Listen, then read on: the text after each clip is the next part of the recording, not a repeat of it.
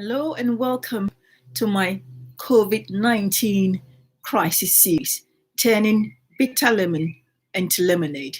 Surely, COVID 19 and its associated lockdown and economic slowdown has handed us a bitter lemon. What can we make out of the bitter lemon? We can make some lemonade. Thank you very much. My name is Dr. Evelyn Tawia, and in this series, I'll want to talk a bit about the mental agony that this crisis is putting us through. So, no doubt, a few of you who've been following me on this channel know that I'm a medical doctor and I work in my local accidents and emergency department. So, I know the impact of COVID 19. I see the patients coming. I know of the anguish. I know of the deaths happening with COVID 19. We do have a crisis. We do have a pandemic. I'm not going to belittle that at all because I'll be a liar if I said everything is rosy out there. You know it's not. What I want to deal with today is what affects us all.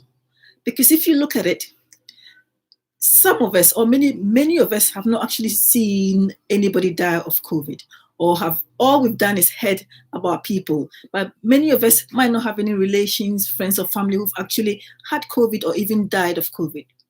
But all of us are suffering the mental anguish that COVID-19 is producing globally, massively, because of all the information that's out there on the news, out there on Facebook, on Twitter, on WhatsApp, everywhere you go, everybody's talking about COVID-19. We're talking about how many people have died in China, Spain, Italy, France, the US.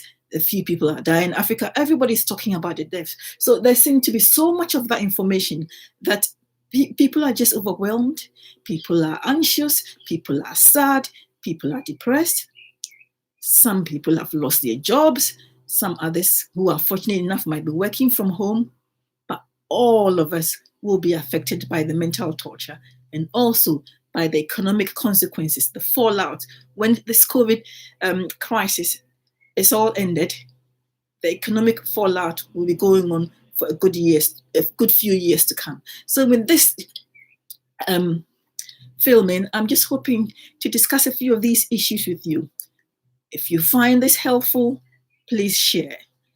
Don't forget to subscribe to the channel, click on the notification button, and also like, because all these does mean a lot to me. Okay, so now, at the moment, like I'm saying, there's a lot of grief, there's a lot of depression, there's a lot of anxiety, and we begin to pick some of these up in accidents and emergency because people are very worried, genuinely worried about what's going on.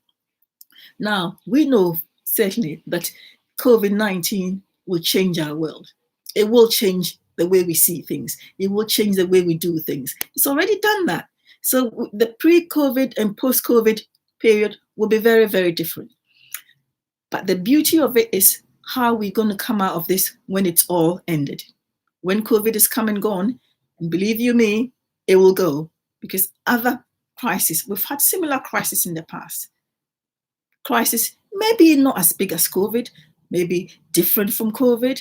It might be in different areas, but this certainly will also come to pass. Okay.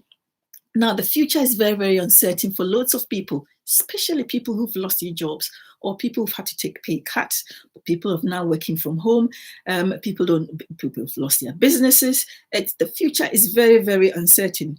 But, you know, there's a few things that we can do to come out of this crisis maybe a bit better than we went in. So this downtime, and I've done a few videos already, this downtime is a period of looking at ourselves, looking at our businesses, looking at our homes, looking at our hobbies, and looking at the way we've always done things, and to see if we can do things slightly differently. One thing that we haven't got control of is the news that is out there. But the one thing that we do have control of is whether we accept those things in, all the news and the negative message, whether we accept them and put them in and internalize it and worry about it and moan about it. That decision is yours, because we can do something about it. We do not have to take all that in. What goes on in the inside, in our minds, in our brains, our mindset, our outlook towards life, our positive stance, our optimism is up to us. It's not up to anybody on the outside. It's not up to the news or anybody else. It's up to us. It's how we look at things. It's how things we're going to get affected. So just because I'm looking at my little notes here, most of us would have received a letter from Boris Johnson if you're here in the UK, and a leaflet. And I pray and I wish Boris well, that he will come out of this crisis. I wish him well.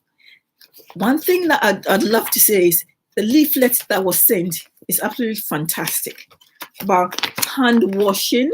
Now, this hand washing is almost like you're a surgeon. It's good advice. And the kind of symptoms to look out for, it's also very good. This is the information you need.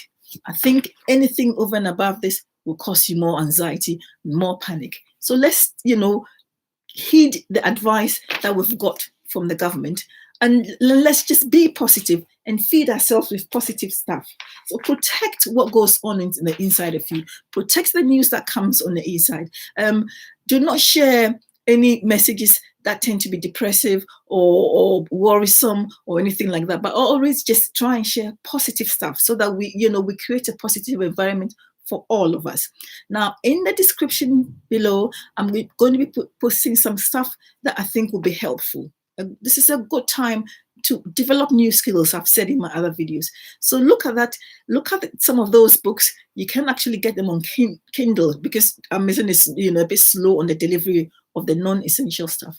Go to Kindle, download some of the stuff, and listen to yourself, because during this down period, it's a good time to reevaluate, to reassess, to look at your priorities, to look at the areas that you really have been wanting to work on, to see what projects you started in the past but never was able to finish it, to look at what else you can do with the family, look at what else you can do with your business, look at what other things you can start at home now. You can also look at, when you go back to work, how are you going to do your work? What other areas of your job you can do? And my other page is to find something that you can do from home that will also begin to earn you some money, because a lot of our worries is money worries. We don't like talking about finances. I think COVID-19 has brought it to the fore. The economic consequences of COVID-19 will be lasting a long time. So we need to look at our finances. I'll put some resources down below, like I said, for you to go and have a look. I will welcome your comments. I'll welcome your additions. I would welcome your feedback in the comment section below. Let's remember, this is a crisis, but this too shall pass. Now, how you emerge out of this entirely depends on you. You choose to be different. Choose today to make this a good experience for you, that you're coming in one state, but you're going to get out better. That is a choice that you can make.